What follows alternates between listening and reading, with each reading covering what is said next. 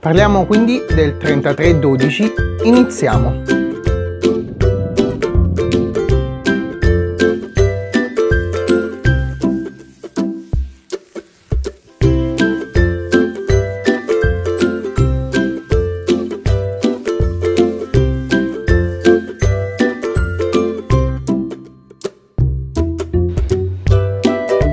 Amici, bentornati su Recenso, la videorubrica di libri, fumetti, manga, film e telefilm, prodotta per l'Accademia Italiana del Fumetto U-Comics che è a Caserta. Nella puntata di oggi parleremo del numero 3312 che, come potete ben vedere, ha una copertina molto particolare. Come si vede, la copertina del fumetto perde il nome e l'intestazione del giornale che passa su questo foglio volante, perché per le prossime 3 uscite, componendo questi fogli, si otterrà un poster. Piccola nota mia personale: essendo questa la rivista e non questa, il nome l'avrei lasciato qua, perché è questo che forma il poster, anche se poi sarebbe bello vedere composta anche l'immagine completa attraverso i fumetti. Ma tanto, come si può ben vedere, il nome Topolino c'è anche qui. La vedo un po' una ridondanza, ma sono io molto pignolo al riguardo. Parliamo delle storie che ci sono in questo numero. La prima storia è Paperino Qui Quo Qua e il grande gioco geniale, episodio 2. Paperino Qui Quo Qua sono arrivati a vincere il concorso che era stato indetto nella scuola dei 3 paperotti e così partono per l'Italia, più precisamente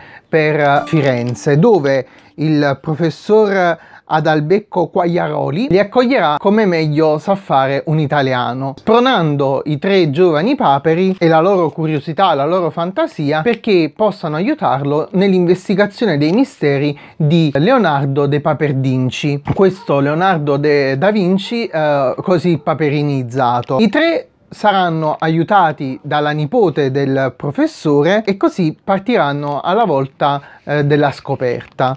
La storia è veramente molto interessante, ha un ritmo molto bello che ce la fa apprezzare al meglio. L'unica particolarità che voglio sottolineare, al di là del grande mistero che c'è dietro la storia che stiamo raccontando, che è quello che riguarda una misteriosa voce che parla con il professore, la cui identità ancora non sappiamo. L'altra particolarità di cui voglio parlarvi è il disegno, un disegno molto bello, come ho detto nell'episodio precedente, che era quello di apertura, un disegno in un bellissimo stile Disney, tondo, curvo, pacioccone, molto bello da vedere, con dei colori piatti, semplici, chiari, che quindi danno la possibilità all'occhio di indagare tutta la tavola vignetta per vignetta. La particolarità di cui volevo parlare riguarda proprio la nipote del professore, che viene rappresentata un po' come trovo che venga rappresentato l'italiano medio all'interno di queste storie del Topolino, se non strappacuori come un campagnolo, ed è una cosa che non mi piace tanto, perché è come identificare gli italiani con pizza e mandolino,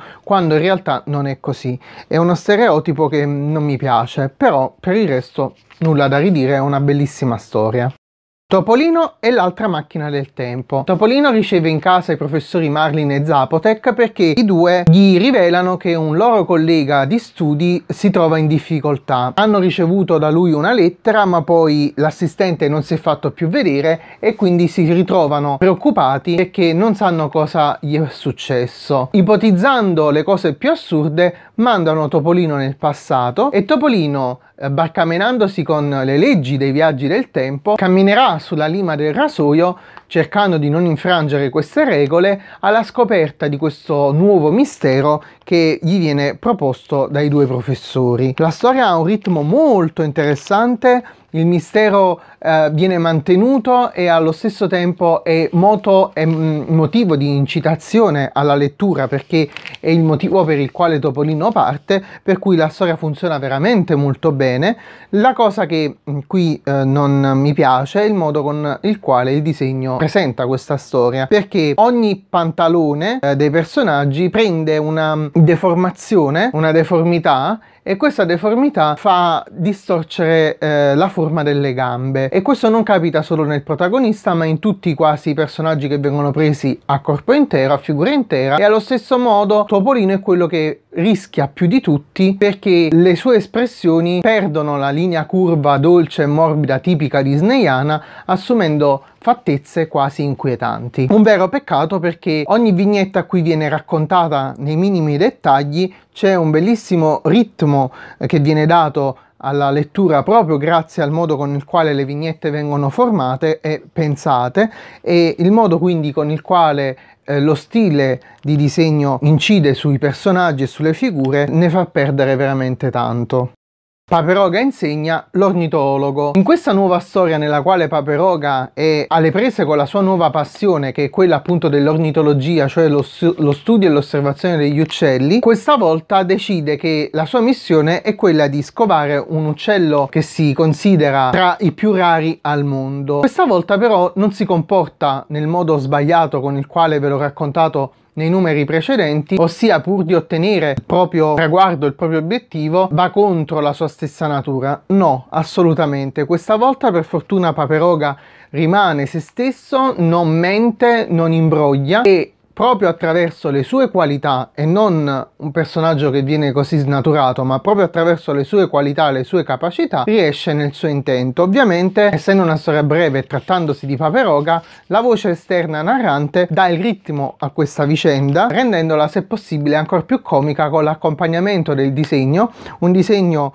molto semplice però nello stesso tempo che fotografa bene sia il personaggio che gli ambienti nei quali si trova, rendendo il personaggio al meglio delle sue possibilità, e questo quindi è tanto di guadagnato, e per il personaggio che non viene così deturpato come è successo in passato, è un passato anche molto recente, ed è meglio anche per il lettore che così lo può apprezzare appieno.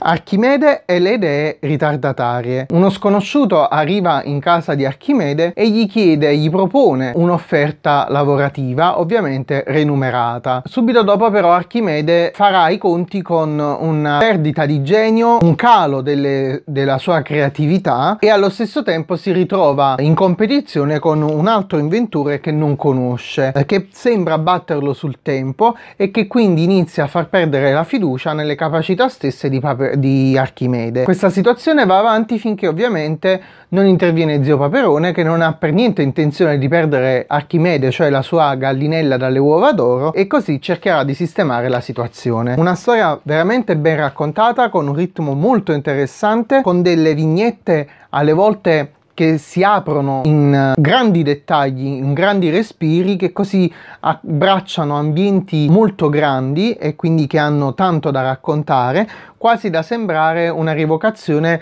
di quella che è il disegno del passato. E nonostante il fatto che questa figura misteriosa all'inizio della vicenda abbia un disegno della textura della giacca che appiattisce completamente il personaggio, quasi come se fosse un buco all'interno delle tavole, il disegno va man mano recuperando, mostrandosi al meglio delle sue possibilità.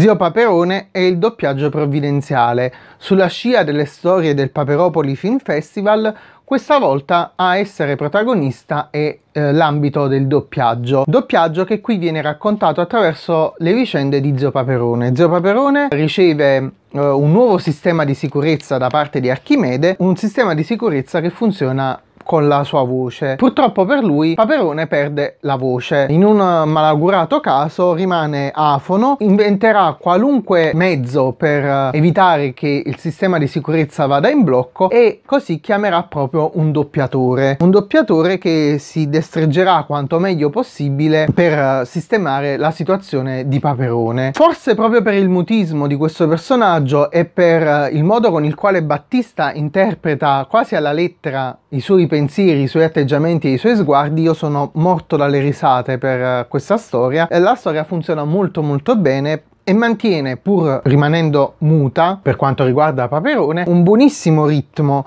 un ritmo molto disteso ma allo stesso tempo animato, dinamico, proprio per il modo con il quale Paperone è costretto al mutismo. Un mutismo che non gli fa perdere le sue connotazioni, le sue peculiarità, ma anzi forse lo spingono ancora più avanti nel suo essere determinato a mantenere il suo denaro, il suo tesoro. Una storia quindi molto divertente, disegnata altrettanto bene, in un modo che sembra a metà tra il disegno classico della Disney e alcuni movimenti, alcune tratti fumetti un po' più moderni. Neanche questa settimana sono riuscito a identificare una sceneggiatura flop, per grazia di Dio, mentre la sceneggiatura top la identifico proprio in Zio Paperone e il doppiaggio provvidenziale, proprio per i motivi che vi ho appena detto. Mentre disegno flop purtroppo lo trovo, viste le tecniche moderne, perché in quel caso il disegno non stava cercando di imitare uno stile classico, trovo il disegno della storia Archimede e le idee ritardatarie quello flop, perché il personaggio ad apertura della vicenda, quello con la textura che appiattisce completamente il disegno sulla giacca, mi dà un estremo fastidio. Lo trovo proprio snervante utilizzare i retini, le texture così, perché appunto tutte le volumetrie date dal disegno così si perdono, e non appunto prendendo spunto dal disegno classico e quindi imitandolo in tutta la storia, ma solo in questo dettaglio mi snerva ancora di più, e quindi per me non va. Mentre disegno top, anche questa settimana si conferma essere la storia di Paperino Qui Qua Qua e il grande gioco geniale episodio 2, sempre per gli stessi motivi della settimana scorsa, perché è un disegno molto pulito, molto chiaro, con delle linee molto importanti, che mantiene le belle curve morbide della Disney, pur avendo impostazioni di vignette molto moderne. Ovviamente io aspetto voi nei commenti qui sotto per sapere cosa ne pensate a riguardo di questo numero. L'abbonamento è ormai scaduto, devono arrivare secondo abbonamento gli ultimi 2 più altri 2, perché ho comprato i doppioni per i gadget e quindi me l'hanno prolungato di 2, per cui spero vivamente di riuscire a concludere con l'abbonamento questo ciclo di storie, altrimenti fuori abbonamento comunque la concluderemo, non la lascio appesa. Parlando sempre di abbonamenti, vi lascio sempre qui sotto in descrizione il link al gruppo